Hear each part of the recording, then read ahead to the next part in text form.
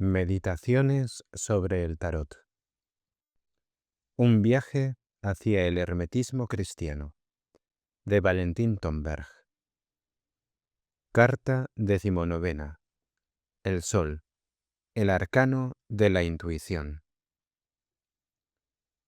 Solo cuando empecé a pintar mandalas, vi que todos los caminos que tomaba, todos los pasos que daba, venían a parar a un mismo punto, el centro. Cada vez me resultaba más claro que el mandala es el centro, es la expresión de todos los caminos, es el camino hacia el centro, hacia la individualización.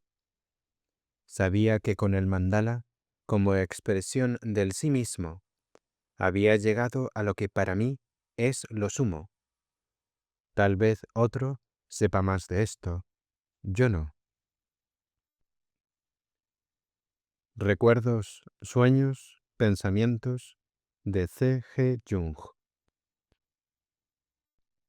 Corazón de Jesús, Rey y centro de todos los corazones, ten misericordia de nosotros. Letanías del Sagrado Corazón de Jesús. Yo soy el Alfa y la Omega, el primero y el último, el principio y el fin. Apocalipsis, capítulo 22. Con el esfuerzo combinado de la reflexión y las aspiraciones humanas, el universo, alrededor de nosotros, se ata y estremece ante nuestros ojos en un vasto movimiento de convergencia. No solo especulativa, sino experimentalmente, nuestra moderna cosmogonía va tomando la forma de una cosmogénesis, al término de la cual se perfila un foco supremo de personalidad personalizante. Identifiquemos, en efecto, al menos por su faz natural, el Cristo cósmico de la fe con el punto omega de la ciencia. Todo se aclara, se amplifica, se armoniza en nuestras perspectivas. Cristianismo y evolución de Pierre Teilhard de Chardin. Querido amigo desconocido, el arcano precedente, la luna, nos enfrentaba con una importante tarea. La inteligencia humana debe liberarse del embrujo que la separa de la sabiduría espontánea, unirse con ésta y llegar así a la intuición. El 19º arcano, el Sol, es el de la unión, ya realizada, entre la inteligencia y la sabiduría espontánea. Es el arcano de la intuición. La intuición es el resultado de la alianza íntima y profunda entre inteligencia y sabiduría espontánea. La lámina del 19º arcano representa a dos niños bajo el sol, uno de los cuales pone la mano derecha en el cuello del otro, como para traer más cerca su cabeza, mientras el segundo coloca su mano izquierda sobre el corazón del primero. Ambos niños simbolizan la inteligencia dotada de confianza infantil en la sabiduría espontánea del corazón, y la sabiduría espontánea infantil que utiliza el lenguaje del corazón y trata de atraer la atención de la cabeza, o sea, de la inteligencia, sobre lo que ella misma tiene que decir. Nos hallamos, pues, ante la imagen de dos niños unidos por los lazos de una confianza recíproca y sin reservas, el uno indicando y el otro comprendiendo, los dos debajo del sol. Difícilmente podría representarse mejor la relación que existe entre la inteligencia y la sabiduría espontánea, en la intuición. Esta relación presupone una pureza de intención que solo se encuentra en el niño. Exige una confianza mutua, sin atisbo de duda o sospecha, que no es propia sino de los niños. Excluye también toda tendencia al dominio y la autoridad, todo deseo de pontificar o gloriarse de las prerrogativas del gurú o del maestro, lo que igualmente es ajeno al comportamiento del niño. Los niños que fraternizan bajo el sol corresponden tanto más a los gemelos cuanto que esta constelación zodiacal nos vale los días más largos.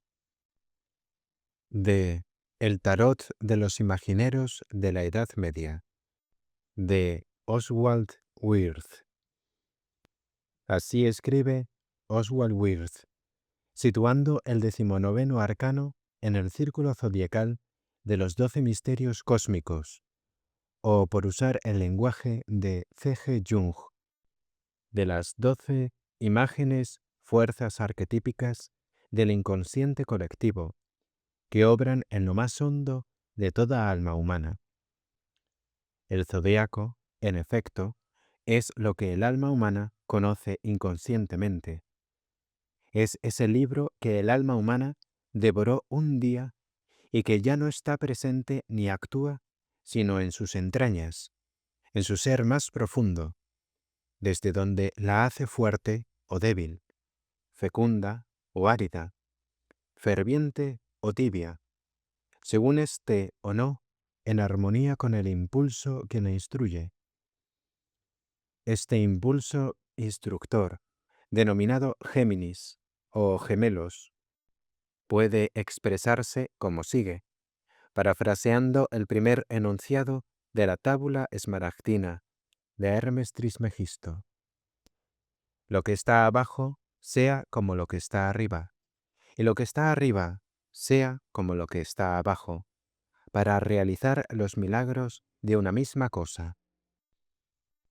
Tal es el principio de analogía puesto en práctica a partir del principio de cooperación. Este último es el principio contrario al de la lucha por la existencia, proclamado por Charles Darwin como principio de la evolución y llamado Sagitario. La naturaleza en evolución nos brinda al propio tiempo múltiples pruebas, quizás en igual número por ambas partes, tanto del principio de cooperación como del de la lucha por la existencia en el proceso evolutivo, de suerte que a cualquiera de ambos principios puede razonablemente asignársele el papel rector de la evolución natural. En efecto, es la lucha por la existencia dentro de un organismo, por ejemplo, el cuerpo humano, lo que explica el resultado de las actividades de sus miles de millones de unidades biológicas, las células, o más bien la cooperación de estas. Las células musculares, nerviosas, glandulares, sanguíneas, etc., no cooperan entre sí, más que luchan, y no se debe a esta cooperación la vida y la salud del organismo entero. Las abejas y las plantas en flor cooperan. El aire, la luz y los vegetales cooperan en la fotosíntesis, donde se produce el milagro de la transformación de la materia inorgánica en materia orgánica, donde las piedras se convierten en pan. Y si la humanidad, por último, no hiciera prevalecer, en fin de cuentas, la cooperación sobre sus conflictos, ¿habría podido llegar a la civilización internacional de hoy sin quedar antes destruida? No cabe duda alguna, por tanto, que el principio de cooperación debe considerarse como principio rector de la evolución, al igual que el de la lucha por la existencia, pregonado por el darwinismo. En otros términos, el principio diurno de los gemelos asume en la evolución natural un papel al menos equivalente al del principio nocturno del Sagitario. Uno de los más excelsos aspectos del principio de los gemelos es la cooperación entre la sabiduría espontánea y la inteligencia en la intuición. Se trata del estado de conciencia, donde el intelecto avanza del conocimiento formal al conocimiento material, es decir, del conocimiento de las relaciones entre las cosas al conocimiento de las cosas mismas. Este último conocimiento comprende dos funciones: la que Henry Bergson atinadamente designó por el nombre de simpatía y la tenaz profundización en el objeto de la simpatía.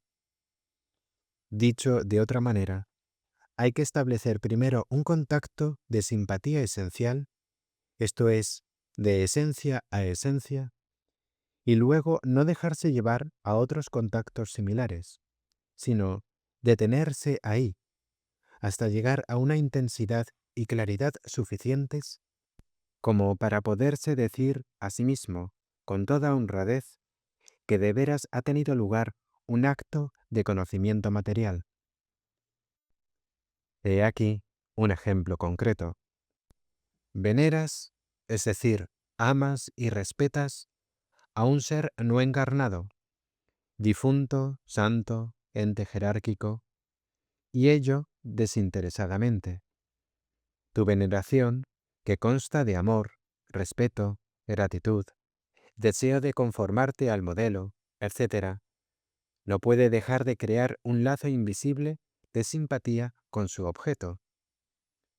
Ya de modo súbito y dramático, ya de manera lenta, gradual e imperceptible, llegará un día en que experimentarás la presencia de ese ser venerado.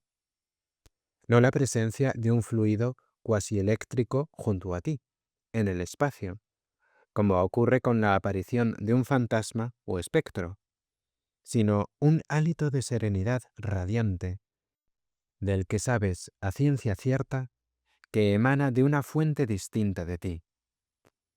Esta presencia influye en ti y te llena, mas tú no eres su origen, viene de fuera. Así como conoces, al acercarte a un hogar, que el calor que sientes no procede de ti, sino del hogar, así también te das cuenta de que el soplo de serenidad que experimentas se debe a una presencia objetiva.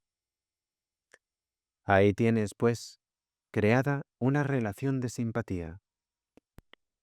De ti depende que permanezcas luego en silencio y bien concentrado para que la relación establecida se desarrolle ulteriormente, ganando en intensidad y claridad hasta convertirse en encuentro efectuado con plena conciencia. El encuentro es, por tanto, la relación realizada, o dicho en otros términos, llevada a su límite de intensidad y claridad. Puede, según las circunstancias, revestir el carácter de conversación mediante fuerzas o conversación mediante palabras. En el primer caso, no se comunican ideas o imágenes articuladas y precisas, sino fuerzas o impulsos semillas espirituales y psíquicos que rebosan de ideas y juicios morales en germen. En el caso de la conservación mediante palabras, se da una revelación de ideas y representaciones articuladas.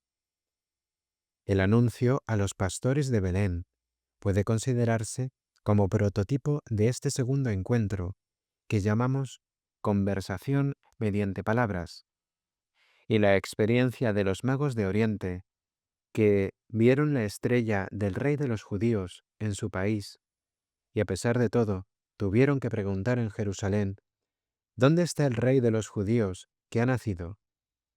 Es un ejemplo del encuentro que asume el carácter de conversación mediante fuerzas. La estrella del rey de los judíos dio a los magos la certidumbre de la venida de Cristo y un impulso suficiente como para buscarlo allí donde se le esperaba, pero no les proporcionó información alguna sobre el lugar de su nacimiento y la identidad de sus padres. Los pastores de Belén, en cambio, recibieron la siguiente revelación. Os ha nacido hoy, en la ciudad de David, un Salvador, que es el Cristo Señor. Y esto os servirá de señal. Encontraréis un niño envuelto en pañales y acostado en un pesebre. Lucas capítulo 2. A los pastores se les dio, pues, una información precisa y completa en cuanto al tiempo, lugar y circunstancias del acontecimiento. El encuentro denominado conversación mediante fuerzas se asemeja siempre a la experiencia de la estrella de los magos de Oriente, mientras la conversación mediante palabras se parece a la de los pastores de Belén. La estrella no habla, sino que mueve. Su revelación deja intacta la labor de búsqueda en el plano de la inteligencia y de los hechos. La conversación mediante palabras, al contrario, mueve y enseña.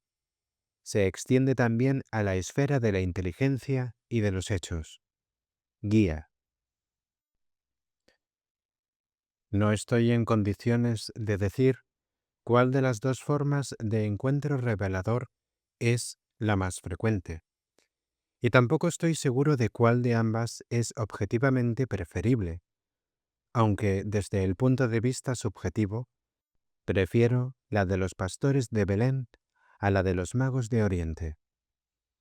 En cualquier caso, la intuición, entendida como alianza de la sabiduría con la inteligencia activas, lo que constituye el tema del 19º arcano del tarot, tema no solo básico en el hermetismo, sino su mismísima razón de ser, presupone la cooperación entre ambos principios y entra por consiguiente en la categoría de revelación que llamamos conversación mediante fuerzas.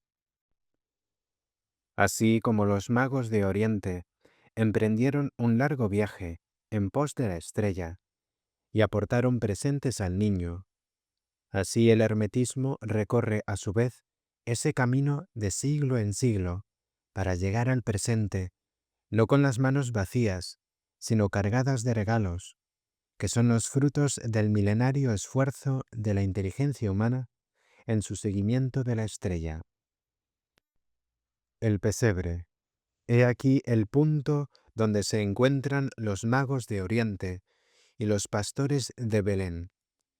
Ese punto al que se refería C.G. Jung, ya octogenario, llamándolo mandala. Todos los caminos que tomaba, todos los pasos que daba, venían a parar a un mismo punto, el centro. El punto, también, del que Teilhard de Chardin escribía: con el esfuerzo combinado de la reflexión y las aspiraciones humanas, el universo, alrededor de nosotros, se ata y estremece ante nuestros ojos en un vasto movimiento de convergencia, no sólo especulativa, sino experimentalmente. Nuestra moderna cosmogonía va tomando la forma de una cosmogénesis, al término de la cual se perfila un foco supremo de personalidad personalizante. El pesebre, el centro, la individualización de la psique, el foco supremo de la personalidad personalizante del universo, o el misterio de la encarnación del Verbo en la historia, adorado por los magos de Oriente y los pastores de Belén, ¿no es también el punto céntrico del movimiento de convergencia en el tiempo y el espacio de todos los esfuerzos y aspiraciones de cuantos se afanaron a lo largo de los siglos por transformar lo vil en precioso, oír y entender el mensaje de las estrellas, elevar sus problemas a los ángeles, arcángeles, querubines y serafines para consultarles, no olvidar nada y conservar el recuerdo de todos los altares y cálices del pasado? En suma, ¿no es también el punto céntrico de los herméticos?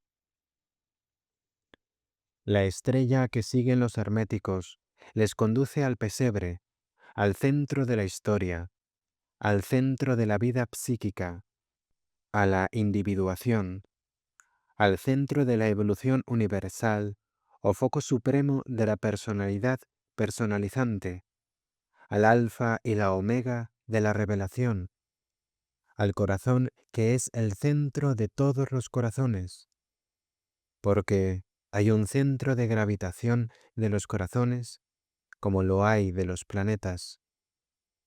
Ese centro es la causa de las estaciones de la vida del alma. No en vano venera la Iglesia el pesebre cada año y una luz singular brilla cada Navidad en el mundo. Quiero decir que la Navidad no es sólo la fiesta dedicada a la memoria del nacimiento del Cristo histórico, sino también del suceso navideño que se repite cada año, el momento en que Cristo se hace nuevamente niño y la historia de la humanidad se vuelve pesebre. Entonces, todo cuanto hay en nosotros de pastores de Belén y de magos de Oriente reacciona como antes. Lo que tenemos de magos de Oriente se prenda de la estrella y se pone en camino con el poco de incienso, mirra y oro recogido durante el año que se acaba. Y nuestra parte de pastores de Belén se arrodilla ante el niño cuya realidad y presencia le son reveladas desde el cielo. La repetición anual de la Natividad de Cristo como acontecimiento real en el plano espiritual y la de sus milagros, pasión, resurrección y ascensión, significa que, así como el sol exterior repite eternamente el ciclo de primavera, verano, otoño e invierno, así el sol espiritual revela también su eterno aspecto primaveral, la infancia, en la Navidad, su eterno aspecto estival en los milagros, su eterno aspecto otoñal en la pasión y resurrección, su eterno aspecto invernal en la ascensión. Esto quiere asimismo decir que las edades son eternas, que infancia, juventud, madurez y vejez son eternas. Cristo es eternamente niño, maestro, crucificado y resucitado. El hombre lleva en sí a un tiempo el niño, el joven, el maduro y el anciano. Nada del pasado se pierde ni se destruye. El pasado no hace más que retirarse del proscenio a los bastidores, del plano de la conciencia al del inconsciente, desde donde sigue obrando no menos activamente. Lo mismo ocurre con las épocas y civilizaciones pasadas de la historia humana. No han desaparecido, sino que continúan presentes y activas en la instintividad de nuestra época y civilización.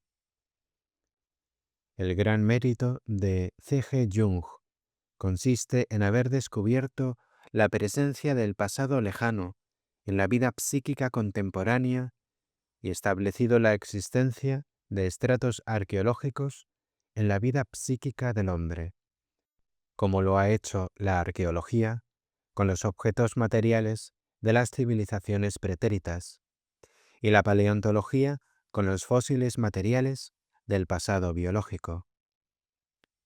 Gracias a la obra de Jung, pueden añadirse excavaciones psicológicas a las arqueológicas y paleontológicas, lo que facilita una mejor comprensión del conjunto. La diferencia entre los vestigios del pasado, con los que trabajan la arqueología y la paleontología, y los estrados psíquicos del pasado, establecidos por Jung, es que estos últimos viven, aunque fuera del marco de la conciencia dominada y determinada por la inteligencia, mientras que los estratos materiales de la arqueología y paleontología están muertos, siendo únicamente cadáveres del pasado.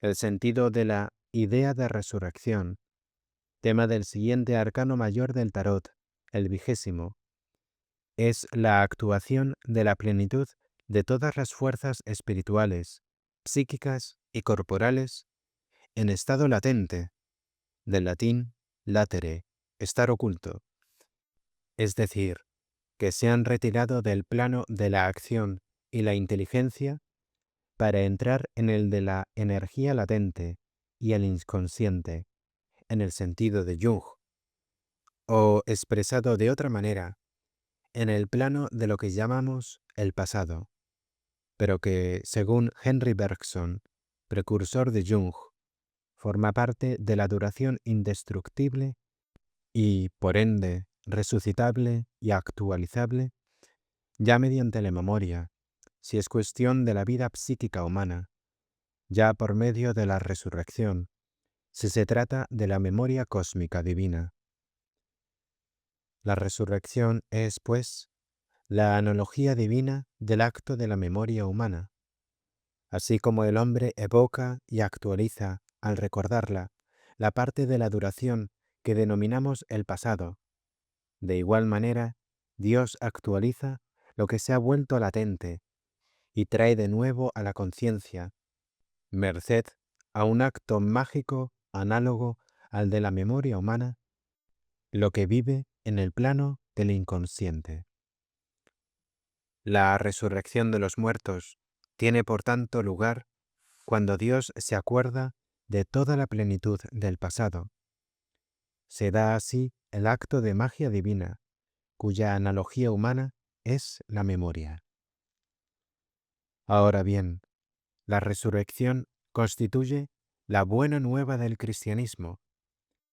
Por ello, la historia del cristianismo es y será siempre la de la resurrección de todo cuanto la merece en el pasado de la historia de la humanidad y del mundo.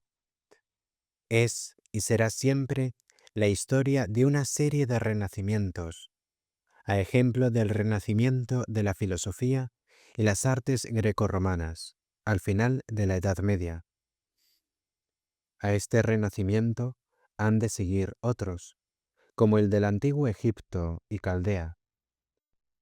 El evolucionismo y cosmismo modernos son ya su amanecer.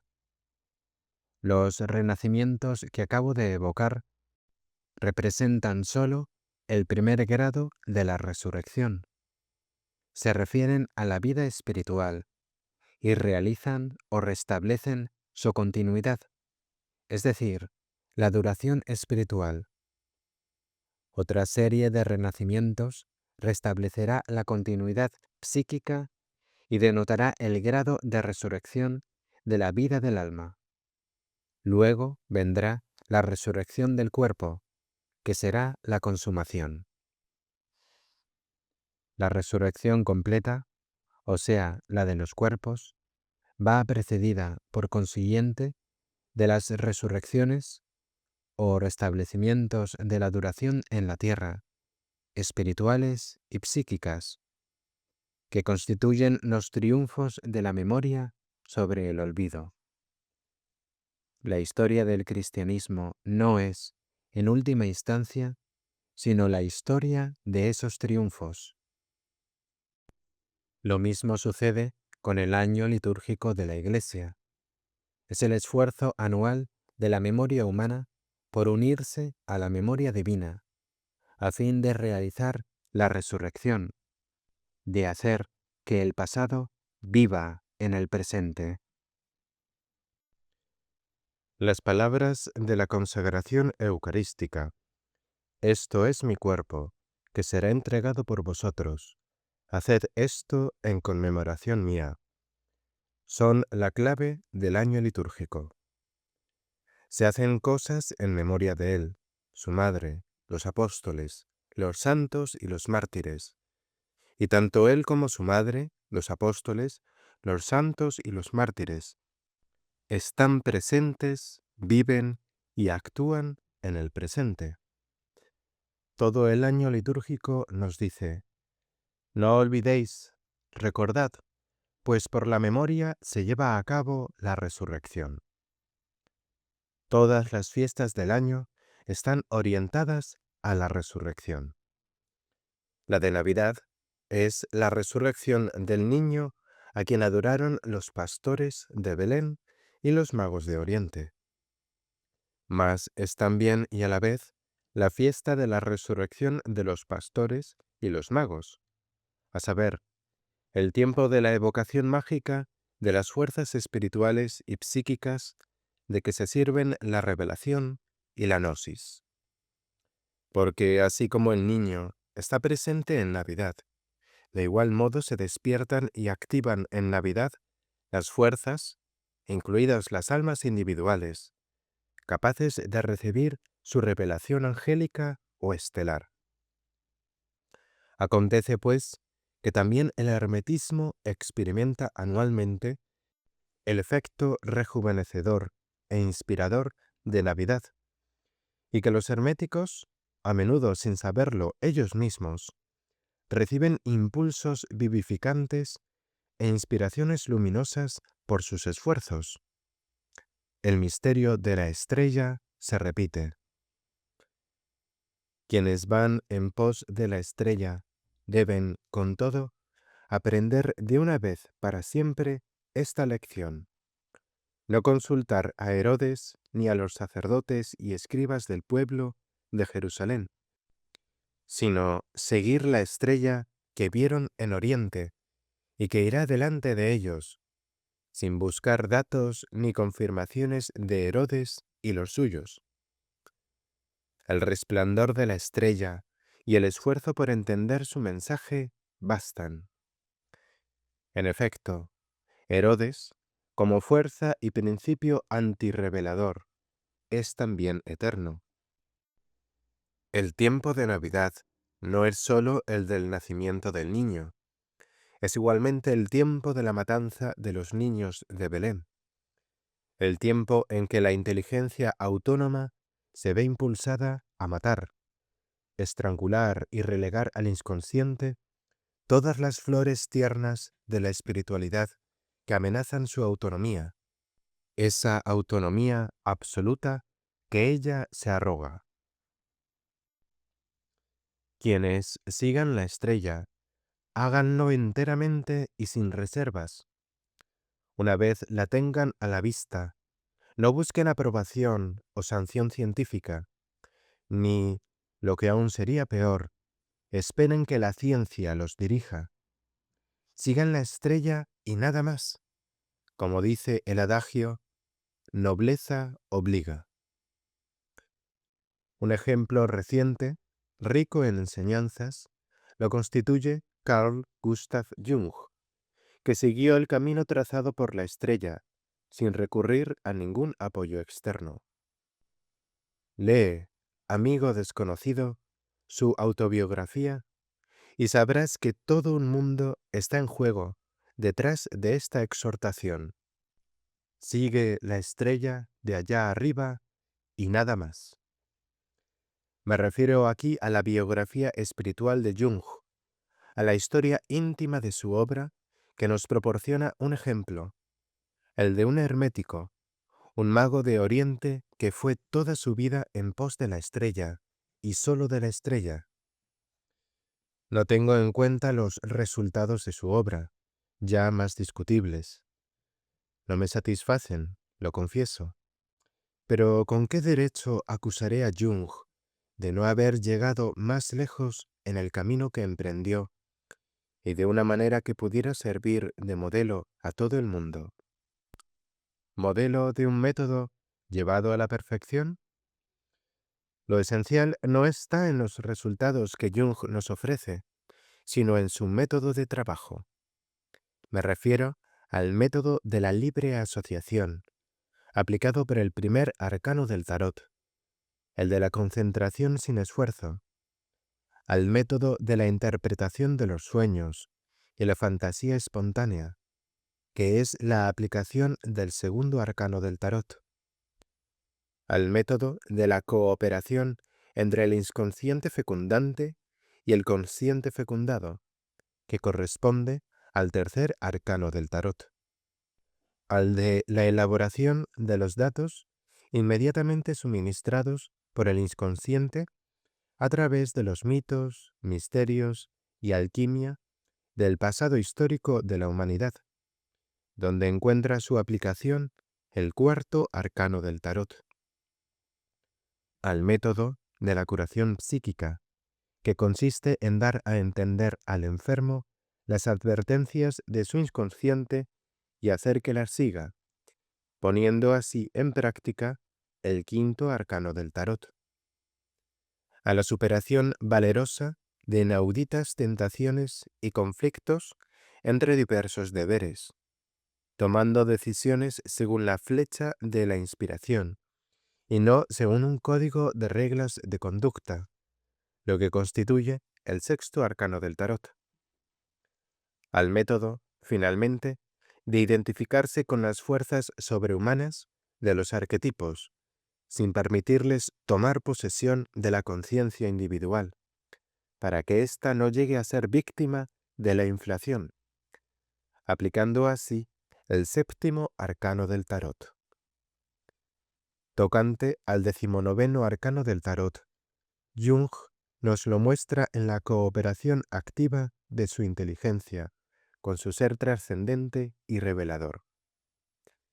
Esta cooperación no es sólo el fruto que maduró al final de una larga vida, sino también la tesis principal de su método de trabajo en el campo de la psicología profunda, tan insistentemente afirmada y mantenida por él. La intuición que Henry Bergson juzgaba necesaria a la comprensión de la vida del mundo fue puesta en práctica por Jung para comprender y curar la vida del alma humana. Jung no cayó en el error de los magos, no consultó a Herodes y los suyos. Otro ejemplo de fidelidad a la estrella es la obra y la vida del padre Pierre Teilhard de Chardin. Este mago de Oriente siguió los pasos de la estrella en un largo viaje por los caminos de la evolución universal durante millones de años. ¿Qué dijo e hizo exactamente? Mostró la estrella por encima de la evolución general del mundo, que se ata y estremece ante nuestros ojos en un vasto movimiento de convergencia, al término de la cual se perfila un foco supremo de personalidad personalizante. La evolución darwiniana, esa pesadilla de la lucha de innumerables especies por la existencia, ese pulular de esfuerzos febriles, titubeantes y ciegos, esas desviaciones conflictivas de la vida para producir lo más viable. Todo ello será en adelante el camino que conduce a la personalización, un movimiento con sentido y meta. Habiendo divisado la estrella más allá y por encima de la evolución darwiniana, Teilhard de Chardin coronó esta última con la estrella guía y la transformó, de pesadilla de pululantes tentativas, en camino hacia el pesebre. No se dejó apartar de la vía que le indicaba la estrella, ni por los adversarios de lo nuevo en el campo de la religión, ni por los enemigos de lo trascendente en el campo de la ciencia, los sacerdotes y los escribas de Herodes. A esta fidelidad a la estrella debió la singular fuerza de ánimo que le permitió ser, hasta su último suspiro, a la vez hijo leal de la Iglesia y trabajador concienzudo de la ciencia. Jamás se rebeló contra la Iglesia o la Academia, ni rompió con ellas. Fiel a entrambas de todo corazón y hasta el fin, en verdad merece que le sea aplicada la siguiente bienaventuranza del Sermón de la Montaña. Bienaventurados los que trabajan por la paz, porque serán llamados hijos de Dios. Mateo capítulo 5. La fuerza de ánimo resultante de la fidelidad a la estrella se manifiesta, por tanto, en dos cualidades: la de resistir a la flaqueza de la rebelión, pues la rebelión es una flaqueza, al dejarse el hombre llevar por una corriente de impaciencia emotiva. Es la flaqueza fundamental de todos los rebeldes, la de los reformadores religiosos y de los revolucionarios políticos y sociales más célebres, y el poder de poner paz entre dos aspiraciones que son o se creen contrarias. Al escribir sobre este tema, no puedo menos de rendir homenaje a dos herméticos de nuestro siglo, reconocidos esta vez como tales: Francis Warren y Paul Carton. Francis Warren siguió la estrella por los caminos del estudio del derecho, la creación artística en la escultura, la metafísica de Johannes Wronski, la cábala y Jacob Boehme, combinando en lo posible los recursos del método intuitivo propios de la antigüedad con los instrumentos del método discursivo puestos a nuestra disposición. Definió las condiciones esenciales de una gnosis mediadora que permitiera resolver correctamente la antinomia entre lo absoluto y lo relativo, la fe y la razón. Bienaventurados los que trabajan por la paz, porque serán llamados hijos de Dios. Paul Carton siguió la estrella como médico naturalista y cristiano supernaturalista por una vía estrecha entre lo natural y lo milagroso, el camino del puro hermetismo. Su libro sobre la ciencia oculta, donde también son objeto de estudio los arcanos mayores del tarot, atestigua el esfuerzo del autor por vincular lo sobrenatural divino y lo natural humano, merced a la magia mediadora de la tradición hermética. Una vez más, bienaventurados los que trabajan por la paz, porque serán llamados hijos de Dios. La intuición es, pues, la cooperación de la inteligencia humana con la sabiduría sobrehumana. Ella crea el vínculo, o gnosis mediadora y magia mediadora, entre lo absoluto y lo relativo, lo sobrenatural y lo natural, la fe y la razón. Está reservada a los pensadores creyentes. El que cree y no piensa, nunca la alcanzará. El que piensa y no cree, jamás logrará la certidumbre de lo trascendental, que únicamente la intuición puede darle. La intuición combina dos certezas: la certeza esencial, la de la esencia, y la certeza consistencial, la de la consistencia. La primera es de orden moral. Su fuerza de convicción reside en lo bueno y lo bello. La segunda es de orden cognoscitivo. Su fuerza de convicción proviene de la consistencia en la percepción de las relaciones entre las cosas. La certeza intuitiva es, por consiguiente, una fe de primera mano, combinada con una inteligencia de primera mano. Expliquémonos. Hay una fe fundada en la autoridad extrínseca, la de una persona, una intuición, un libro, etc., y otra fundada en la autoridad intrínseca, la experiencia íntima del soplo divino y la impresión directa del medio divino. Esta segunda es la que llamamos fe de primera mano.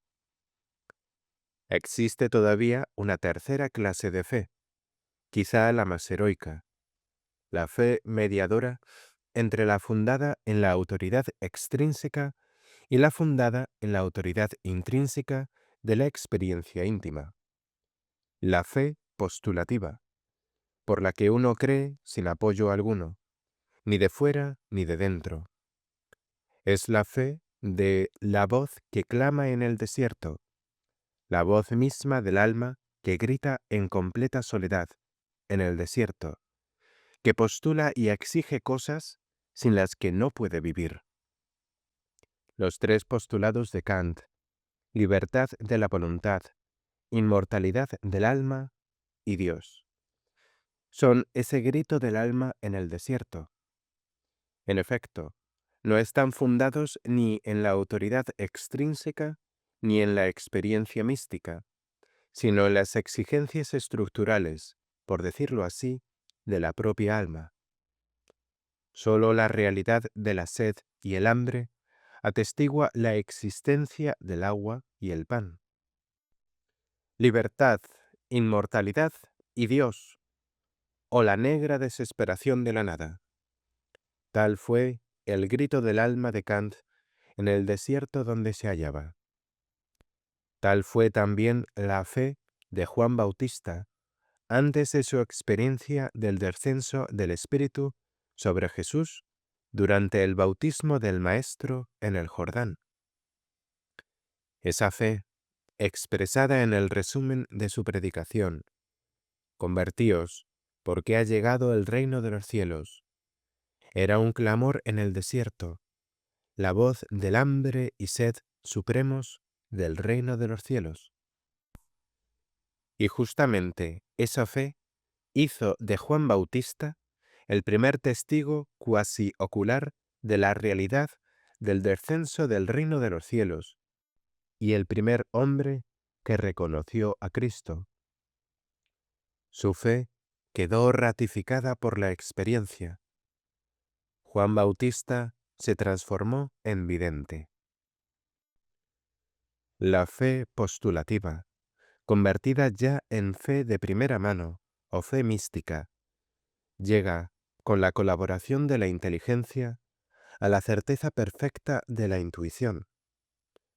Juan Bautista necesitaba aún de esa ayuda para alcanzar la certeza completa. Por ello, a pesar de haber visto al Espíritu bajar sobre Jesús, envió a 2 discípulos para preguntarle: ¿Eres tú el que ha de venir, o debemos esperar a otro? Y Jesús tuvo que responder ateniéndose a la inteligencia sola. Los ciegos ven, los cojos andan, los leprosos quedan limpios, y los sordos oyen. Los muertos resucitan, y se anuncia a los pobres la buena nueva. Mateo capítulo 11.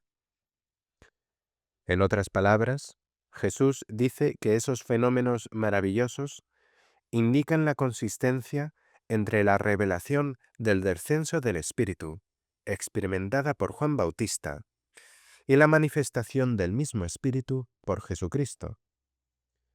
Utiliza el puro lenguaje de la inteligencia para colmar en la conciencia de Juan Bautista una laguna, la de la colaboración del entendimiento.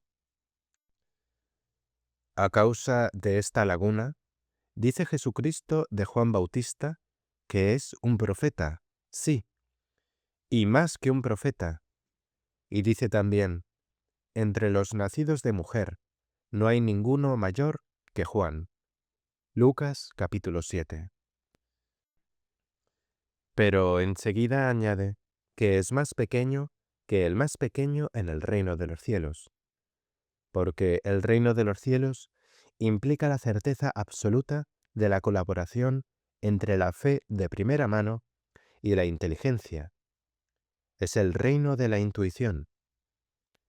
Por eso, el maestro recurre no solo a la fe, sino también a la inteligencia, no solo a la certeza esencial, sino también a la certeza consistencial, enunciando el principio fundamental del intelecto: juicio por los efectos, conocimiento de las cosas por sus frutos. ¿Acaso se recogen uvas de los espinos o higos de los abrojos? Así todo árbol bueno da frutos buenos, pero el árbol malo da frutos malos. Un árbol bueno no puede producir frutos malos, ni un árbol malo producir frutos buenos. Mateo capítulo 7. He ahí la característica más breve y completa de la inteligencia y su papel. Este es inmenso, si se piensa que la inteligencia está llamada a formar parte integrante de la intuición, que a su vez determina la grandeza o pequeñez en el reino de Dios. En los ambientes eclesiásticos de la Edad Media se comprendió este papel de la inteligencia. Los fieles se pusieron a pensar, y así nació la alta escolástica. No es cierto que la escolástica fuera debida al deseo de intelectualizar la fe y sustituirla por una filosofía. No brotó de ninguna duda secreta en el corazón de los creyentes del medievo. No, la escolástica tiene su raíz en el anhelo de la plenitud de la intuición, el de bautizar la inteligencia para que colabore con la fe. Se trataba, pues, no de duda, sino de un acto de fe ardiente que no vacilaba en creer que la inteligencia humana era tan bautizable y cristianizable como el corazón y la voluntad. A San Alberto Magno y Santo Tomás de Aquino no les movió ninguna duda cuando acometieron su grandiosa obra intelectual. Rebosaban de confianza, persuadidos como estaban de que la sangre del Calvario impregnaría, calentaría y transfiguraría el ámbito de la frígida claridad del pensamiento. Su obra fue apostólica más que apologética. Así como los misioneros viajaban por los países paganos para llevarles la buena nueva, así San Alberto Magno y Santo Tomás de Aquino penetraron en el país no cristianizado de la inteligencia humana para cristianizarlo. ¿Es esto duda? Claro que no. Es un acto de fe y celo apostólico. Querido amigo desconocido, no desprecies la escolástica medieval. Es ciertamente tan bella, venerable e inspiradora como las grandes catedrales que hemos heredado de la Edad Media. A ella debemos toda una serie de obras maestras del pensamiento iluminado por la fe. Y como todas las auténticas obras maestras, las de la escolástica medieval son saludables. Curan a las almas desorientadas, febriles, confusas. Así como el médico prescribe a algunos enfermos un cambio de clima y algunos meses de estancia en la montaña, así sería también justo y saludable recetarle a más de una persona agitada por problemas existenciales y trastornada por las contradicciones de la vida, que se trasladara por algún tiempo al clima de la alta escolástica y respirara el aire puro de las montañas mentales. No se trataría de una conversión a la filosofía escolástica, sino de situarse en un nivel intelectual más elevado y, sobre todo, de trabajar una temporada en ese nivel con las nociones claras y precisas de la escuela. Las 5 vías, quinque viae, racionales de Santo Tomás de Aquino, no llegarán tal vez a convencerte, pero del trabajo meditativo sobre los 5 argumentos propuestos para probar la existencia de Dios, saldrás con la cabeza despejada y el corazón en calma, equipado para buscar y encontrar otras vías que te conduzcan a la certeza. La ocupación de tu mente con estas 5 vías de raciocinio te hará más fuerte y sosegado, elevándote por encima del confuso juego de los complejos mezclados con sentimientos, de las preferencias del gusto personal y las ideas que sólo son sus portavoces. En esta elevación sobre los complejos psicológicos reside precisamente el efecto saludable y aún la acción curativa de la meditación escolástica. Podría objetarse, ¿por qué no las matemáticas? ¿No producen éstas el mismo efecto de desasimiento y exaltación más allá de los propios límites psicológicos? Sin duda, pero las matemáticas no comprenden a todo el ser humano como lo hace la escolástica, y su efecto saludable no puede, por tanto, tener el mismo alcance. Lo que en la escolástica está sobre el tapete es Dios, el alma, la libertad, la inmortalidad, la salvación, el bien y el mal. El triunfo sobre los factores psicológicos es algo muy distinto de la victoria obtenida ocupándose de las cantidades y sus funciones. No desprecies, pues, querido amigo desconocido, la escolástica medieval, que conserva todo su valor. Tampoco es verdad que el florecimiento místico que se dio desde fines del siglo XIII hasta el siglo XVII fuese una mera reacción contra el intelectualismo seco de la escolástica. No, la flor de la mística en aquella época fue fruto y resultado de la escolástica, prefigurados en la biografía espiritual del propio Santo Tomás de Aquino, que hacia el final de su vida llegó a la contemplación mística de Dios y del mundo espiritual. Al regresar del éxtasis, sus escritos le parecieron como paja, según declaraba él mismo. Y de hecho, no escribió nada más. El pensador creyente se había convertido en místico vidente, transformación que no se produjo a pesar de su obra de pensador escolástico, sino gracias a ella, como su fruto y culminación. Lo que aconteció a Santo Tomás de Aquino le sucedió también a otros personajes, situados igualmente en las cumbres del escolasticismo. Así como Santo Tomás alcanzó la contemplación por vía del raciocinio escolástico, así estos hombres llegaron a su vez a la mística, es decir, a la intuición o estado de unión entre la fe y la inteligencia, lo que constituye la meta de la escolástica. Un maestro Eckhart, un Ruysbrock el admirable, un San Juan de la Cruz, son espíritus en quienes vanamente buscarás la mínima oposición a la escolástica. Esta les pareció también a ellos como paja, pero sabían por experiencia que esa paja era un magnífico combustible. Superaron la escolástica así, mas después de haber logrado su fin, ya que el fin del empeño escolástico es la contemplación, y el fruto del árbol escolástico es la mística.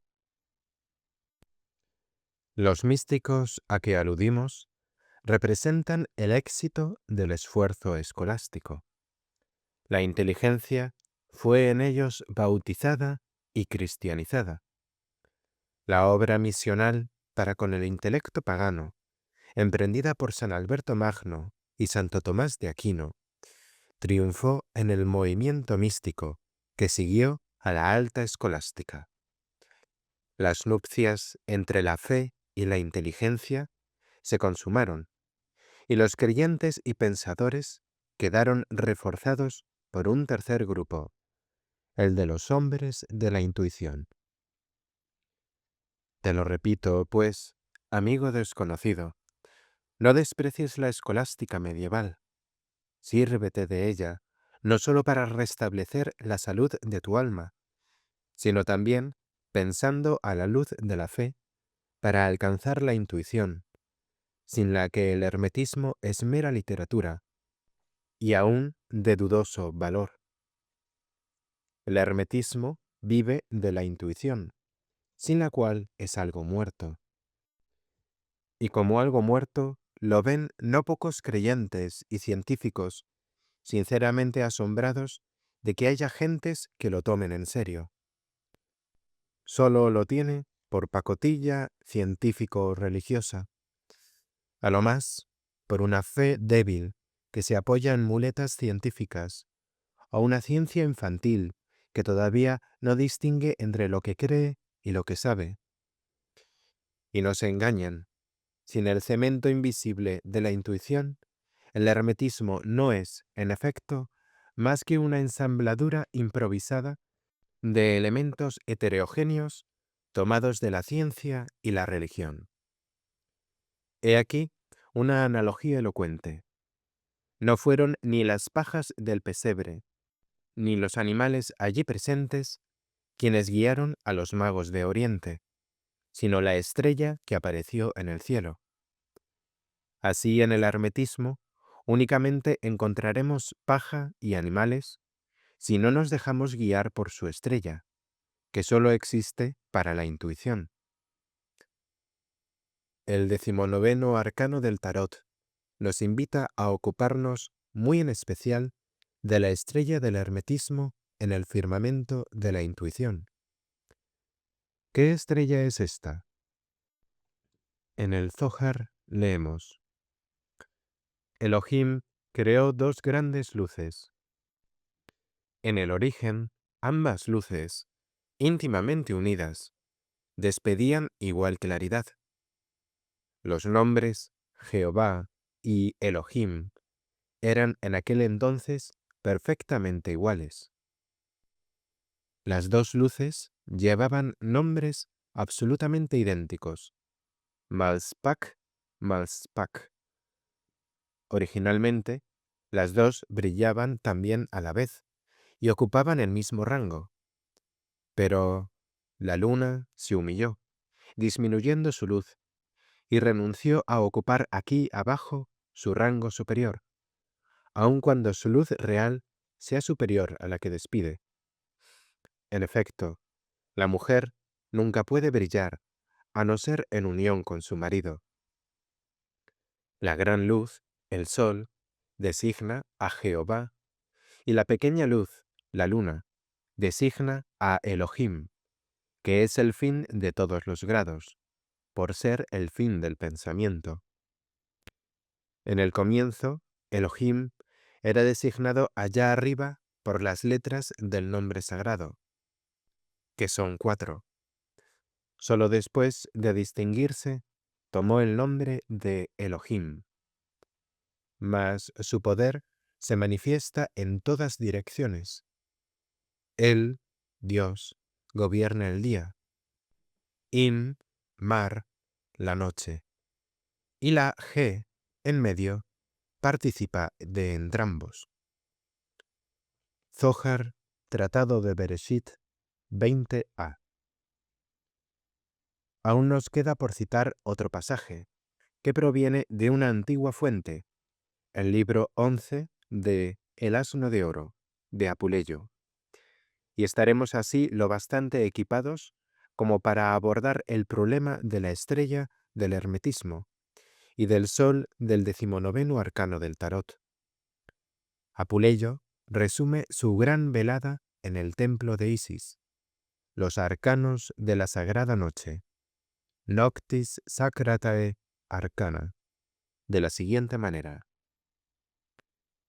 Llegué hasta las fronteras de la muerte y hollé el umbral de Proserpina, de donde luego regresé, atravesando todos los elementos. A medianoche vi brillar el sol con blanca y deslumbrante luz. Me aproximé a los dioses del cielo y a los infernales. Los contemplé cara a cara, los adoré de cerca. Busquemos ahora la realidad implícita en los dos textos citados, el Zohar y el fragmento de Apuleyo.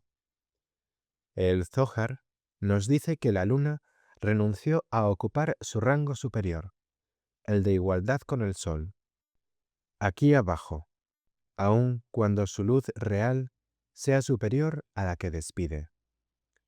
Desde entonces carece de luz propia, derivando del sol la que tiene. Aquí abajo, pues, la luna refleja la luz del sol, mientras que allá arriba, donde su nombre es Elohim, su poder se manifiesta en todas direcciones. Él gobierna el día, Im rige la noche, y la G, en medio, participa de las dos. Según esto, la luna, como luminar nocturno aquí abajo, refleja el sol, pero allá en lo alto, también como luminar nocturno, es reflejada por el sol. En otras palabras, la luna es solar arriba y lunar abajo, mientras que el sol es solar aquí abajo y lunar arriba. Así se entiende que él, parte radiante del nombre de la luna allá en lo alto, gobierne el día. El sol visible refleja el día, la luna invisible, como la luna visible refleja el sol, invisible durante la noche.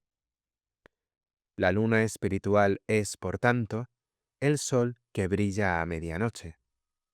Y esta luna espiritual, o Isis Sofía, es la que Apuleyo vio brillar en plena noche, con blanca y deslumbrante luz, ya que su larga velada en el templo de la diosa culminó en la visión del principio cósmico de Isis, es decir, la luna espiritual o sol de medianoche.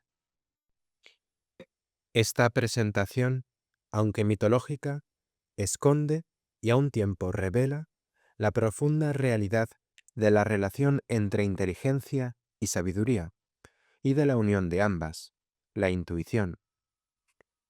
La inteligencia, en efecto, corresponde a la luna, la sabiduría al sol, y la intuición al restablecimiento de la unión íntima de las dos luces.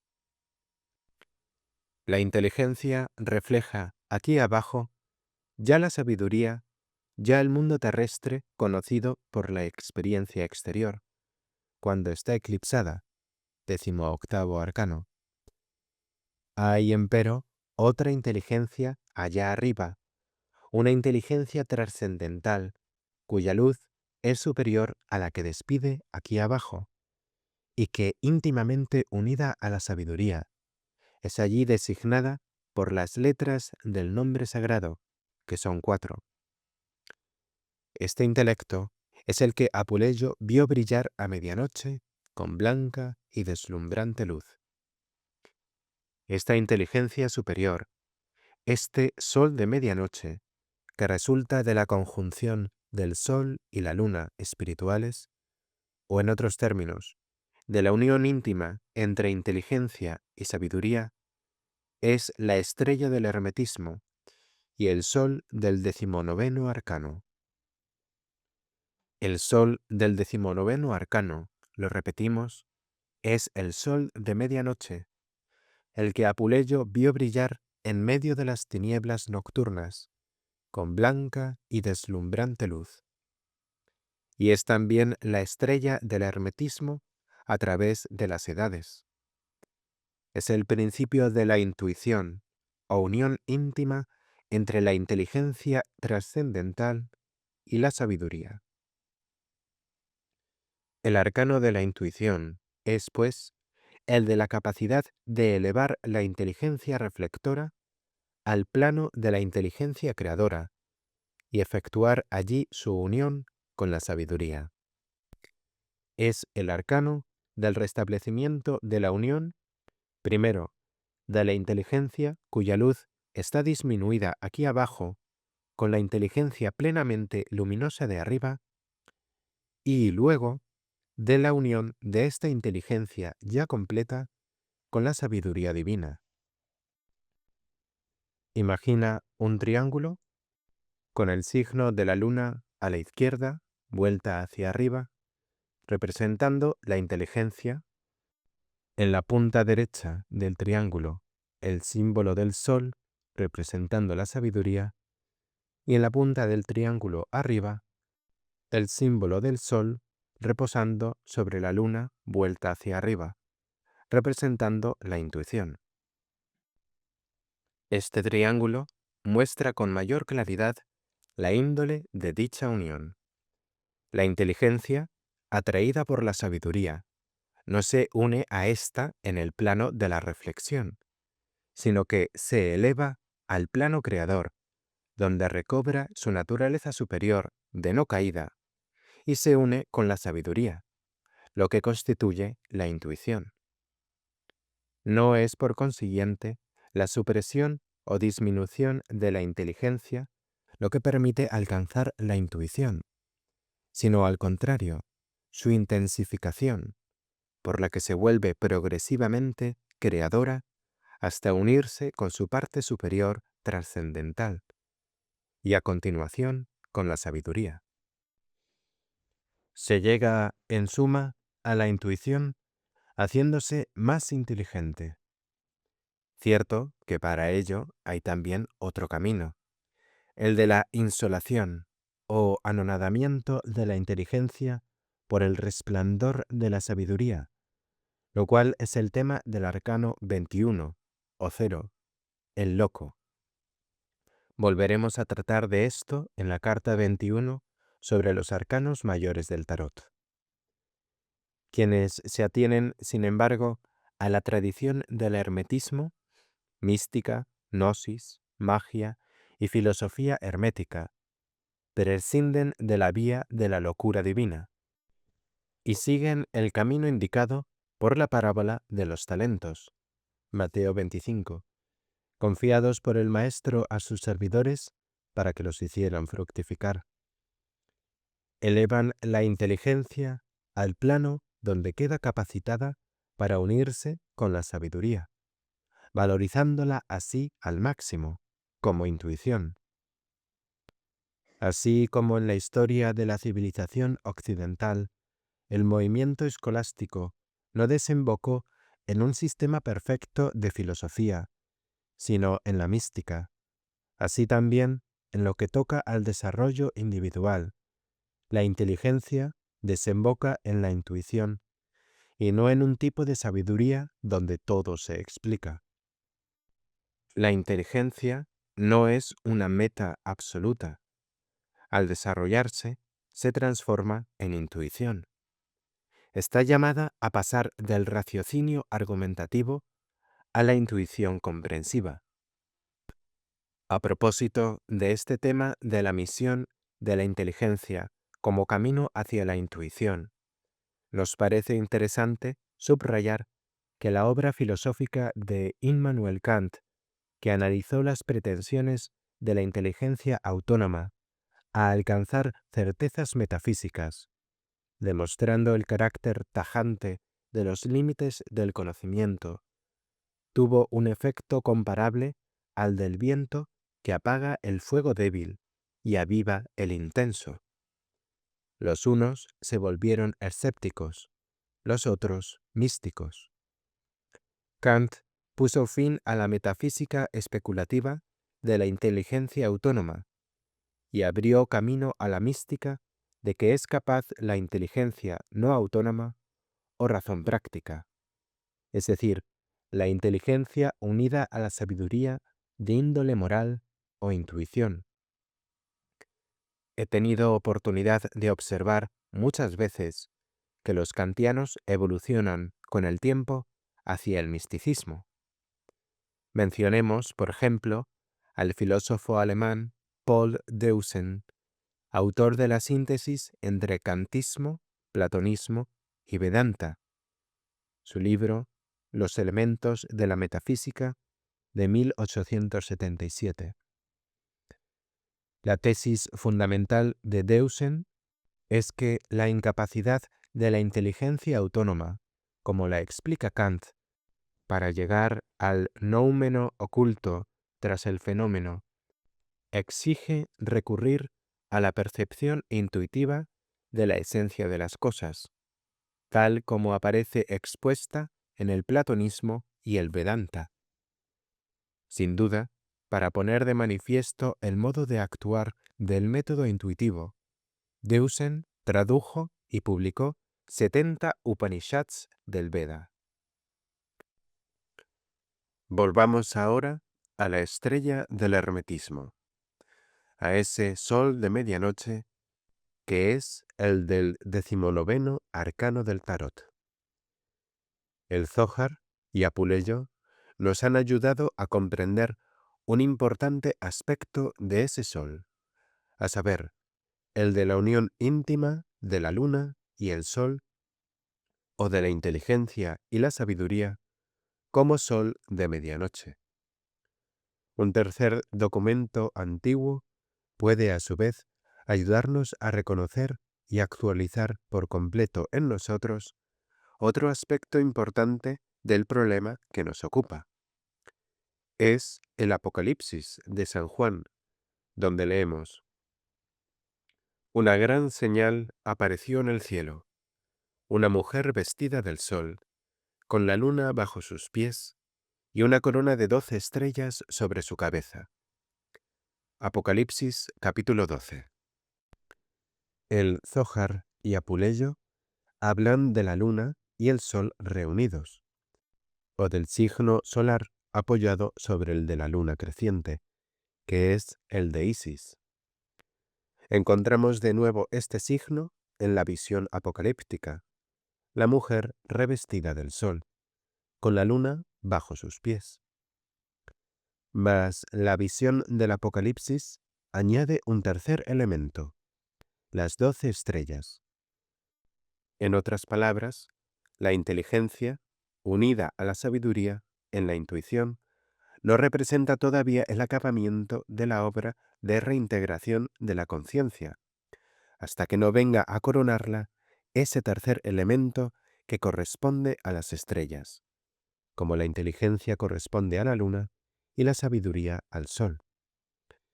¿De qué elemento se trata? Para entender su papel y naturaleza, habremos de investigar una vez más y con mayor atención la experiencia de los pensadores que del intelectualismo han ido a parar al intuicionismo, como decíamos al hablar del efecto producido por la obra de Kant. Mencionábamos al filósofo alemán Paul Deussen, pero en este contexto parece más apropiado citar a su maestro, el mundialmente famoso filósofo, también alemán, Arthur Schopenhauer, el autor del célebre libro El mundo como voluntad y representación. Fue, de hecho, quien dio el paso decisivo de la tesis de Kant: los fenómenos ocultan la esencia de las cosas, la cual permanece inaccesible al intelecto como tal, a la introspección intuitiva de la esencia de una cosa que representa y abarca las demás cosas del mundo, a saber, la propia individualidad o sí mismo. Esta introspección intuitiva le permitió llegar a la conclusión de que la voluntad es la esencia de las cosas, no siendo éstas sino representaciones de aquella. Y al descubrir Schopenhauer que una misma experiencia había llevado a casi la misma conclusión en la filosofía mística de la India, sobre todo en el Vedanta, y que dicha conclusión se basaba en los Upanishads del Veda, escribió: Los Upanishads han sido mi consuelo en la vida y lo serán también en la muerte. La filosofía mística de la India es, pues, el prototipo de las filosofías intuicionistas de Occidente, como las de Schopenhauer, Deussen y Edward von Hartmann, con su obra Filosofía del Inconsciente. Examinemos, por tanto, la experiencia fundamental y la conclusión principal de la filosofía mística de la India, representada por el Vedanta de la escuela no dualista, Advaita. Esta filosofía está basada en la introspección intuitiva como método, en la experiencia de la voluntad como elemento subyacente a todo movimiento intelectual, psicológico, biológico y mecánico, y por último, en la experiencia del ojo interior o sí mismo trascendente, que observa desde fuera los movimientos provenientes de la voluntad. La voluntad provoca la multiplicidad de los fenómenos mentales, psíquicos, biológicos y mecánicos, mientras que el vidente en el ver, el sí mismo trascendente, es uno. No se mueve ni cambia, luego es inmortal. No es un ente separado de la esencia real del mundo, sino que forma un todo con ella. El verdadero yo del hombre y la esencia real del mundo, Dios, son idénticos. Aham Brahma Asmi, yo soy Brahma. He aquí la fórmula que resume la experiencia y conclusiones del Vedanta. No basta, pues, identificarse con la voluntad y sus movimientos, sino que hay que hacerlo también con el sí mismo trascendente, el vidente en el ver, para alcanzar el ser real y la esencia del mundo en la experiencia intuitiva de los vedantistas y de los filósofos intuicionistas alemanes. Se plantea aquí, no obstante, la siguiente pregunta. ¿Es la experiencia intuitiva del sí mismo trascendental tan de veras definitiva y completa que nada pueda venir después de ella ni superarla? ¿Es, por decirlo así, el non plus ultra del conocimiento? No, pues le falta algo importante, la totalidad del mundo espiritual, es decir, la Santísima Trinidad y las 9 jerarquías espirituales. La gran señal de que habla el Apocalipsis alude no sólo al sol y la luna, sino también a una corona de 12 estrellas sobre la cabeza de la mujer. La experiencia intuitiva del sí mismo trascendente, por sublime y reconfortante que sea, no nos permite por sí sola percibir el mundo espiritual, ni nos hace conscientes de él. La unión, sin más, de la luna y el sol en el microcosmo espiritual del hombre no implica todavía la experiencia del macrocosmo espiritual. No basta con elevarse al sí mismo trascendente, es necesario además que éste perciba y llegue a tener conciencia de otros sí mismos trascendentes, algunos de los cuales le son superiores. El sí mismo trascendente del hombre, eterno e inmutable como es, no representa la cima suprema del mundo en evolución, no es Dios. Es su imagen y semejanza, según la ley de la analogía o parentesco, mas no se identifican con Dios. Quedan aún en la escala de la analogía muchos grados que lo separan de la cumbre, de Dios. Esos grados, superiores a Él, son sus estrellas o ideales. El Apocalipsis precisa su número. Hay 12 grados superiores al de la conciencia del sí mismo trascendente humano. Le falta, pues, para llegar al Dios uno, elevarse sucesivamente a los grados de conciencia de 9 jerarquías espirituales y de la Santísima Trinidad. La conclusión vedantista Aham Brahma Asmi, yo soy Brahma, que afirma la identidad del sí mismo trascendente con el Dios uno, es, pues, un error debido a la confusión de valores. La imagen y semejanza divinas se confunden con Dios, al igual que la experiencia de lo divino. No es oro todo lo que reluce, como tampoco es Dios todo lo trascendente e inmortal. También el diablo es trascendente e inmortal. Este equívoco puede darse con facilidad si uno se atiene exclusivamente al método empírico psicológico, rehusando dejarse guiar por los principios de una metafísica trascendental. Incluso C.G. Jung estuvo a punto de identificar su experiencia psicológica del séptimo arquetipo, el sí mismo trascendente, con lo que las religiones llaman Dios. Solo a su extraordinaria prudencia debemos agradecer que, a pesar de todo, dejara la puerta abierta, renunciando a la pretensión de haber tenido la experiencia psicológica de Dios. Por otra parte, está la escuela metafísica designada por el nombre de Samkhya, de la que dice Krishna: separar Samkhya y Yoga es hablar como un niño, no como un sabio. Si alguien se aplica del todo a lo uno o lo otro, obtiene el fruto de ambos. Al estado que se alcanza por medio del Samkhya llegan también los hombres del yoga. Quien vea Samkhya y yoga como una sola cosa, ese ve. Bhagavad Gita, capítulo 5, versículos 4 y 5.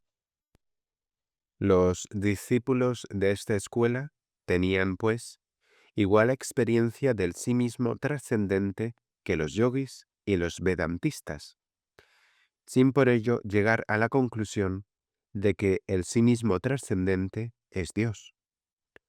Al contrario, gracias a los principios de su metafísica, reconocían la pluralidad de los purushas individuales, o sea, la pluralidad de los sí mismos trascendentes. De esta suerte, una idéntica experiencia puede dar lugar a interpretaciones distintas y aun contrarias, si se le aplican principios metafísicos rectores también distintos. El yoga y el samkhya son una sola cosa, con relación a la experiencia del sí mismo trascendental, pero difieren radicalmente en cuanto a la interpretación de dicha experiencia. Los unos, los hombres del yoga, creen haber alcanzado en ella a Dios, mientras que los otros, los hombres del samkhya, solo pretenden haber llegado a la experiencia del sí mismo trascendente individual, el purusha individual, o mónada, en el sentido de Leibniz. Podría también decirse, en el lenguaje simbólico de la Biblia, que el yoga desemboca en la reunión, es decir, yoga, de los luminares de la luna, inteligencia, y el sol, sabiduría espontánea del sí mismo trascendente, sin ir más lejos, mientras que el samkhya llega hasta ahí, pero tiene además en cuenta otra especie de luminares, las estrellas, entes superiores del mundo espiritual.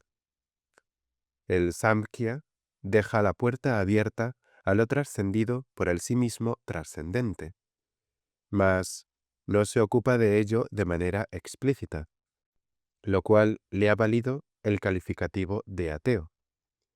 Su ateísmo, con todo, no consiste en negar la existencia del purusha universal, superior a todos los purushas individuales. Solo profesa no saber nada de él a ciencia cierta, sino en negar el aserto del yoga y del Vedanta de que el sí mismo trascendente es Dios. Al contrario, el hermetismo judeocristiano, que se asemeja al samkhya por cuanto rehúsa identificar el sí mismo trascendente con Dios, se ocupa a fondo del tercer luminar, las estrellas, en sus tres aspectos de astrología, angelología y teología trinitaria, que corresponden al cuerpo, alma y espíritu de dicho luminar. El hermetismo judeocristiano es, pues, el esfuerzo, sostenido a través de los siglos, por conocer y comprender los tres luminares en su unidad, es decir, el esfuerzo por captar la gran señal que apareció en el cielo. Una mujer vestida del sol, con la luna bajo sus pies, y una corona de 12 estrellas sobre su cabeza. En esta visión apocalíptica, es la mujer quien une los tres luminares, sol, luna y estrellas, los luminares de la noche, del día y de la eternidad. Y ella también, la Virgen luminosa de la Pistis Sofía, la sabiduría cantada por Salomón, la Shekinah de la Cábala y la Madre, Virgen y Reina del Cielo, María, es el alma de la luz de los tres luminares, así como la fuente y meta del hermetismo. Porque el hermetismo es, en fin de cuentas, el anhelo de participación en el conocimiento del Padre, Hijo y Espíritu Santo, y el de la Madre, Hija y Alma Santa. No se trata aquí de ver a la Santísima Trinidad con ojos humanos, sino de contemplarla con los ojos y a la luz de María Sofía. Pues así como nadie va al Padre sino por Jesucristo, de igual modo nadie comprende a la Santísima Trinidad sino por María Sofía. Y así como la Santísima Trinidad se manifiesta por Jesucristo, así también la comprensión de esta manifestación solo es posible por la aprehensión intuitiva de lo que comprende de Jesucristo la Virgen María, quien no solamente lo llevó en su seno y lo trajo al mundo, sino que además asistió, como madre, a su muerte en la cruz. La sabiduría, dice Salomón, estuvo presente en la creación. Cuando asentó los cielos, allí estaba yo. Cuando trazó un círculo sobre la faz del abismo, yo estaba allí, y era yo todos los días su delicia. Proverbios capítulo 8. Ella misma se ha edificado una casa con 7 columnas labradas. Proverbios capítulo 9. De manera parecida, estuvo presente María Sofía en la redención como arquitecto, al lado de su Hijo, y también ella edificó su casa con 7 columnas labradas. Es decir, se convirtió en Nuestra Señora de los 7 dolores. En efecto, los 7 dolores de María corresponden, en la obra de la redención, a las 7 columnas de Sofía, en la obra de la creación. Sofía es la reina de los 3 luminares, sol, luna y estrellas, como lo demuestra la gran señal del Apocalipsis. Y así como el Verbo de la Santísima Trinidad se hizo carne en Jesucristo, así la luz de la Santísima Trinidad se hizo carne en María Sofía. La luz, esto es, la triple receptividad, la triple facultad de reacción inteligente o comprensión. Las palabras de María en Lucas capítulo 1, hágase en mí según tu palabra, son la clave del misterio de la relación entre el acto puro y la reacción pura, entre el Verbo y la comprensión del mismo, y entre el Padre, Hijo y Espíritu Santo por un lado, y la Madre, Hija y Alma Santa por otro. Son la verdadera clave del sello de Salomón, o hexagrama.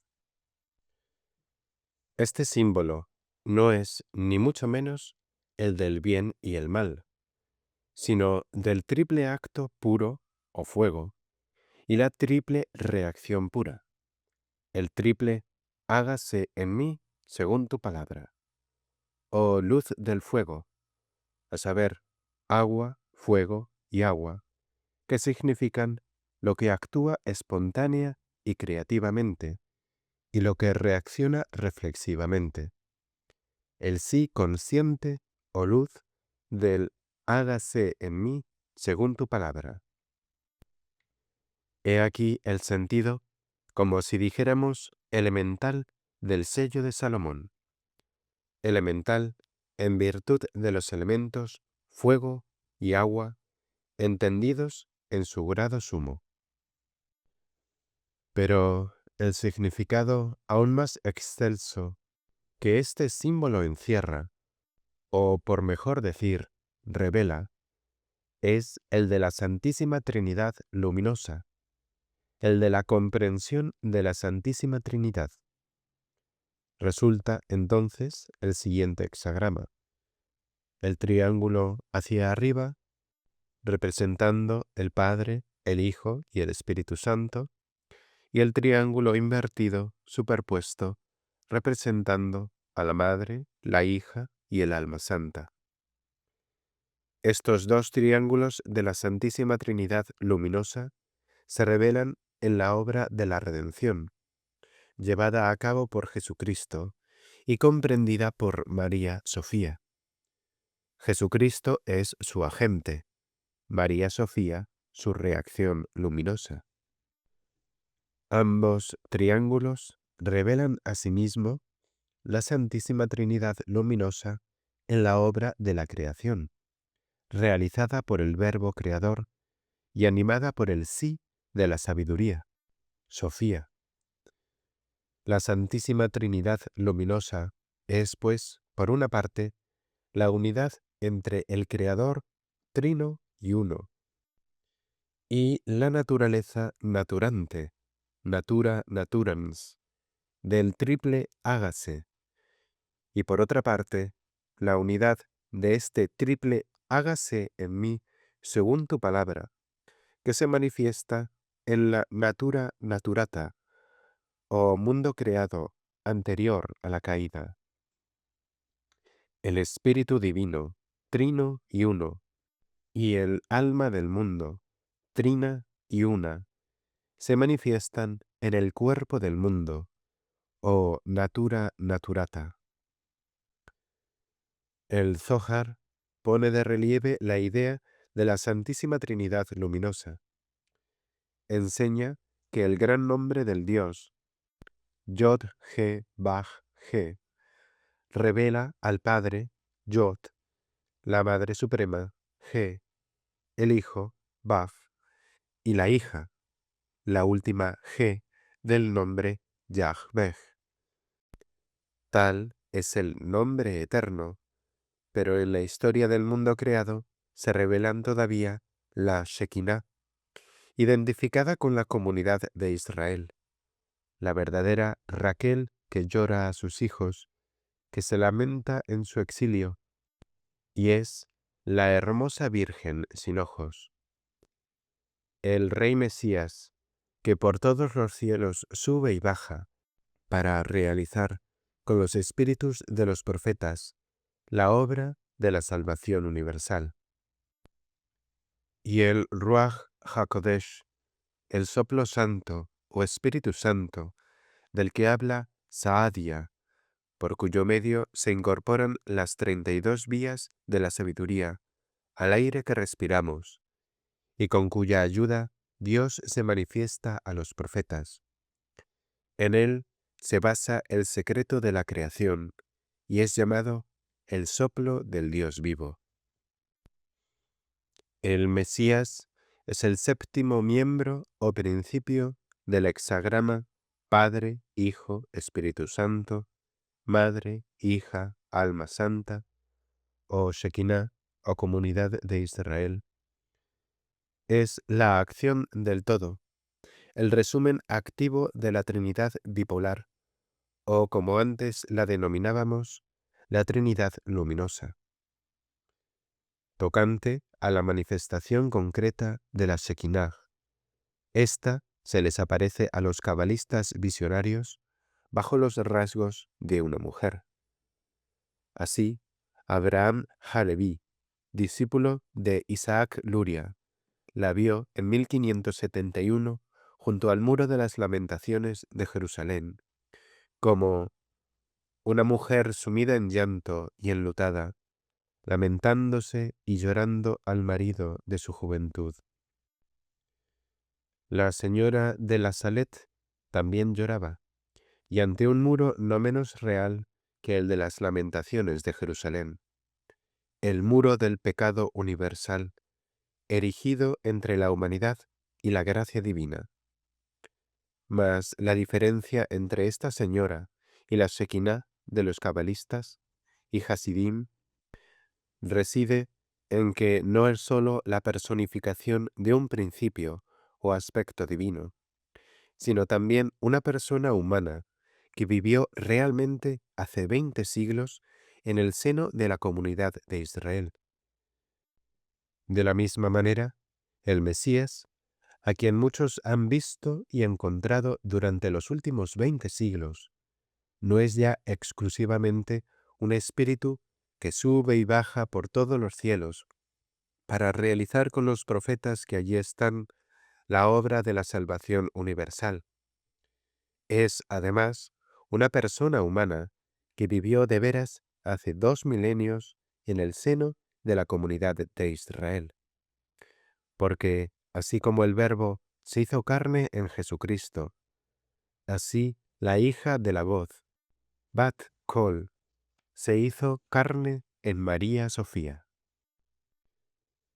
La Iglesia la venera como a Virgen, Madre y Reina Celestial, lo que corresponde a la Madre, Hija y Virgen de Israel de la Cábala y a la Trinidad sofiánica de la Madre, Hija y Alma Santa, de que hablábamos anteriormente. También los atenienses tenían una tríada femenina análoga, que desempeñaba el papel principal en los misterios de Eleusis, Demeter, la madre, Perséfone, la hija, y Atenea, la salvadora. Véase comentario al Faedón de Platón de Olimpiodoro. Esta última era prácticamente al mismo tiempo la comunidad de Atenas o alma de Atenas, análoga a la Virgen de Israel. Las analogías históricas y los paralelismos metafísicos no bastan por sí solos, sin embargo, para alcanzar la certeza completa de la intuición. Toca al corazón decir la palabra última y definitiva.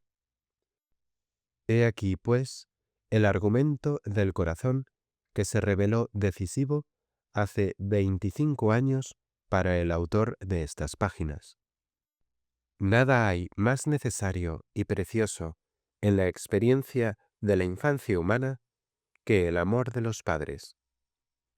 Nada es más necesario, porque el niño humano solo no resulta viable si desde los primeros instantes de su vida no lo sitúan en el círculo de los cuidados de ese amor, o en su defecto, de su sustitutivo, la caridad. Nada es tampoco más precioso, porque el amor de los padres, experimentado durante la infancia, es el capital moral de ese ser humano para toda la vida. En nuestros años infantiles recibimos dos dotes, dos capitales para el resto de nuestra existencia. El capital biológico, que es el tesoro de nuestra salud y energía vital, y el capital moral, tesoro de la salud del alma, de su energía vital, de su capacidad de amar, esperar y creer. El capital moral es la experiencia del amor paterno y materno que tuvimos durante la infancia. Esta experiencia es tan valiosa que nos capacita para elevarnos a las cosas más sublimes, hasta lo divino. Gracias a la experiencia de ese amor, nuestra alma es capaz de elevarse hasta el amor de Dios. De otro modo, el alma jamás podría entrar en relación viva con el Dios vivo, es decir, amar a Dios. nunca llegaría a superar la noción abstracta del arquitecto o causa primera del mundo. Únicamente la experiencia del amor de los padres nos permite amar a ese arquitecto o causa primera del mundo, como a nuestro Padre que está en los cielos. El amor paterno y materno lleva consigo analogías anímicas que constituyen auténticos sentidos, ojos y oídos del alma para percibir lo divino. La experiencia del amor de los padres consta, como estamos viendo, de dos elementos, el amor materno y el amor paterno. Ambos son igualmente necesarios y preciosos. Ambos nos capacitan para elevarnos hasta la divinidad. Ambos representan para nosotros los medios de amar a Dios, es decir, de entrar en relación viva con Él, que es el prototipo de toda paternidad y maternidad. Ahora bien, el amor enseña a su manera propia, con certeza que excluye toda duda, que el mandamiento divino de honrar al Padre y a la Madre es verdaderamente divino, abarcando tanto la tierra como el cielo. Honra a tu padre y a tu madre se aplica, pues, no sólo a lo efímero, sino también a lo eterno. Tal fue el mandamiento revelado a Moisés en el monte Sinaí, y tal es el mandamiento que emana de lo más íntimo del corazón humano. Hay que honrar al Padre que está en los cielos y a la Madre celestial. He ahí por qué los fieles practicantes de la Iglesia tradicional, la Iglesia católica romana y la Iglesia ortodoxa, sin preocuparse de la diferencia esencial entre el Padre y la Madre del cielo en la teología dogmática, aman y honran en su práctica de la oración tanto a la Madre celestial como al Padre que está en los cielos. En vano los teólogos dogmáticos ponen a los creyentes en guardia contra la exageración en el campo de la mariología. En vano también los críticos protestantes denuncian el culto a Santa María como idólatra. Los fieles practicantes de la Iglesia tradicional siguen y seguirán honrando y amando a su Madre del Cielo, como si se tratara de la Madre eterna de cuanto vive y respira. Así como se dice que el corazón tiene sus razones que la razón ignora, podría también decirse que el corazón tiene sus dogmas que la razón teologizante ignora. De hecho, ese dogma del corazón, aunque sin formular y limitado a la esfera del inconsciente, ejerce un influjo cada vez mayor en los guardianes de la teología dogmática, de suerte que éstos, en el transcurso de los siglos, se han visto obligados a ir abandonando sus posiciones ante lo irresistible de su empuje, tanto en las fórmulas litúrgicas como en la práctica de la oración, sancionada por la autoridad eclesiástica. El papel atribuido a Santa María no cesa de crecer en importancia. La reina de los ángeles, de los patriarcas, de los apóstoles, de los mártires, de los confesores, de las vírgenes, de todos los santos y de la paz, es también, en los textos de las plegarias litúrgicas, Madre de Dios, Madre de la Divina Gracia y Madre de la Iglesia. Y en los templos de la Iglesia greco-ortodoxa se canta: A ti, verdadera Madre de Dios, más venerada que los querubines, más gloriosa que los serafines, te honramos.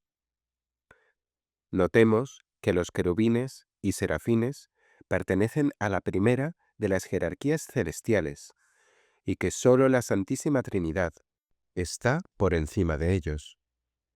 Este dogma del corazón es tan potente que vendrá un día en que la Iglesia oficial acabe por reconocerlo y formularlo, pues así es como todos los dogmas de la Iglesia en el pasado llegaron a ser proclamados. Todos ellos vivieron primero en los corazones de los creyentes, influyeron después cada vez más en la vida litúrgica de la Iglesia y acabaron por formularse y proclamarse solemnemente como dogmas. La teología dogmática solo es la última etapa del camino recorrido por el dogma, que comienza en lo más profundo de la vida de las almas y termina en solemne proclamación. Tal es exactamente el significado de la expresión bajo la guía del Espíritu Santo al hablar de la Iglesia. Ésta lo sabe, y sabe también esperar, durante siglos si hace falta, a que llegue el tiempo en que la obra del Espíritu Santo haya alcanzado su madurez. Sea lo que fuere, dure lo que durare, el misterioso proceso del nacimiento del dogma, del amor materno, elevado al nivel de la Santísima Trinidad, está ya en marcha y obrando a través de los siglos. Entretanto, se trata, respetando la ley de la paciencia y absteniéndose de toda tentativa por forzar las cosas, de cultivar las ideas y sentimientos relativos al amor materno de Dios y meditar las antiguas doctrinas herméticas, de las que se desprende el sentido místico, gnóstico y mágico de ese aspecto del amor divino. En otras palabras, se trata de meditar el misterio de la Trinidad luminosa, cuyo símbolo es el sello de Salomón, el hexagrama, o símbolo de la Trinidad, el triángulo hacia arriba, desarrollado como el de la Trinidad luminosa. El símbolo del desarrollo de la Santísima Trinidad hasta convertirse en Trinidad luminosa, es decir, el triángulo que se vuelve hexagrama, es al mismo tiempo el sentido divino, el más elevado que conozco, del número 9. Nos eran todavía necesarios otros 10 ejercicios espirituales, después de la meditación sobre el noveno arcano del tarot, para atrevernos a abordar el tema del desarrollo de la Santísima Trinidad, hasta llegar a ser Trinidad luminosa. Decíamos hace un instante que la aceptación de las grandes verdades en la práctica de la oración y la vida litúrgica de la Iglesia precede a la proclamación oficial de dichas verdades como dogmas. Ahora bien, el misterio del número 9, del desarrollo de la Trinidad que se vuelve Trinidad luminosa, vive, asimismo, en la práctica de la oración y en el ritual de la Iglesia. Me refiero al uso universalmente extendido en la Iglesia católica de la novena, cuya forma más común consiste en el rezo de un Padre Nuestro y 3 Avemarías, repitiéndolo durante 9 días seguidos. Hacer una novena es apelar simultáneamente el amor paterno del Padre, Padre Nuestro, y el amor materno de la Madre, 3 Avemarías, durante 9 días consecutivos en favor de una persona o una causa. ¡Qué profundidad la de esta práctica tan sencilla! En ella se manifiesta de veras, al menos para el hermético, la guía de la sabiduría sobrehumana del Espíritu Santo. Lo mismo puede aplicarse al rosario, donde también se recurre a los 2 aspectos del amor divino en la oración dirigida al Padre y a la Madre, meditando al propio tiempo en los misterios gozosos, dolorosos y gloriosos. El rosario es, al menos para el hermético, un modelo perfecto de sencillez, que encierra y revela cosas profundísimas e inagotables. Una obra maestra del Espíritu Santo. Querido amigo desconocido, el arcano del sol, que aquí nos interesa, es el de los niños bañados en la luz del sol. No se trata de escudriñar lo oculto, sino de ver lo ordinario y sencillo a la luz del sol y con ojos de niño. El 19º arcano del tarot, el arcano de la intuición, es el de la ingenuidad reveladora en el acto del conocimiento, la cual confiere al espíritu la intensidad de una mirada no perturbada por la duda y los escrúpulos que ésta engendra, permitiéndole ver las cosas tal y como son, a la luz eternamente nueva del sol. Este arcano nos enseña el arte de experimentar la impresión pura y sencilla que revela por sí misma, sin hipótesis ni superestructuras intelectuales, lo que las cosas son en realidad. Devolvernos la impresión divina. Tal es el objetivo del arcano del sol, el arcano de la intuición. Comprenderás, pues, amigo desconocido, que al hablar del amor de los padres en su doble aspecto, así como de la práctica de la novena y el rosario, etc., no nos hemos alejado del tema del 19º arcano del tarot, sino todo lo contrario, puesto que hemos penetrado en su corazón mismo. Hemos intentado pasar de la comprensión de lo que es la intuición a su ejercicio, de la meditación sobre el arcano de la intuición al empleo de este arcano. Fin de la meditación 19ª. El sol, el arcano de la intuición.